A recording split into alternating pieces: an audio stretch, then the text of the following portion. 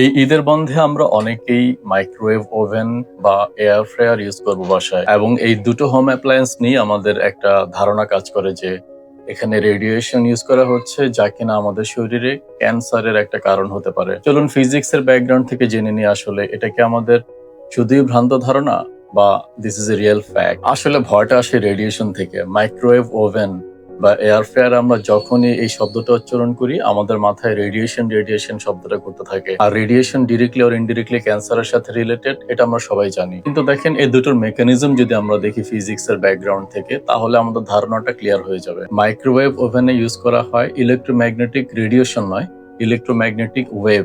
এই ওয়েভের length 2.45 gigahertz এর মতো, এবং এই ওয়েভের কাজ হচ্ছে আমরা যে খাবারটা গরম করব সেই খাবারের ভেতরে যে ওয়াটার পার্টিকেল থাকে, সেই ওয়াটার পার্টিকেলকে ভাইব্রেশন এবং রোটেশনের মাধ্যমে সে ফ্রিকশন জেনারেট করে, এবং এই ফ্রিকশনের ফলে যে হিট প্রোডাকশন হয় সেই হিটেই খাবারটা গরম হয়ে যায়।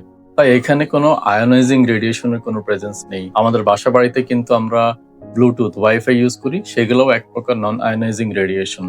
এগুলো কিন্তু আমাদের শরীরের যে ডিএনএ, মানে আমাদের সেলের যে ডিএনএ বা সেল সাইকেলের উপর কোনো হ্যাম্পার করে না, এবং ডিরেক্টলি ক্যান্সারের সাথে কোনো লিঙ্কও নেই। কিন্তু হ্যাঁ, সাবধান থাকতে হবে। মাইক্রোওয়েভ ওভেনে প্লাস্টিক জাতীয় জিনিস গরম করা যাবে না। প্লাস্টিক জাতীয় জিনিস গরম করলে সেটা যদি ওভেনের ভেতর গলে যায়, সেক্ষেত্রে সেটা টক্সিন প্রডিউস করতে পারে, যা কিনা আমাদের শরীরের জন্য হার্মফুল হওয়ার একটা চান্স থেকে যায়। এয়ার ফ্রায়ার এটাও কোনো ম্যাজিক না, পুরোটাই হচ্ছে থার্মোডাইনামিক্স এবং ফ্লুইড ডাইনামিক্স এর মেকানিজম। এখানে সুপার হট এয়ার, যেটা কিনা 180 থেকে 200 ডিগ্রি টেম্পারেচারে সুপার হাই স্পিড ফ্যানের মধ্যে দিয়ে প্রবাহিত করা হয়, এবং এই দ্রুত চলা গরম বাতাস হিট কনভেকশনের মাধ্যমে খাবারটাকে ফ্রাই করে। ফলে আমরা তেল ছাড়া বা খুব অল্প তেলে আমরা খাবারকে ফ্রাই করতে পারছি।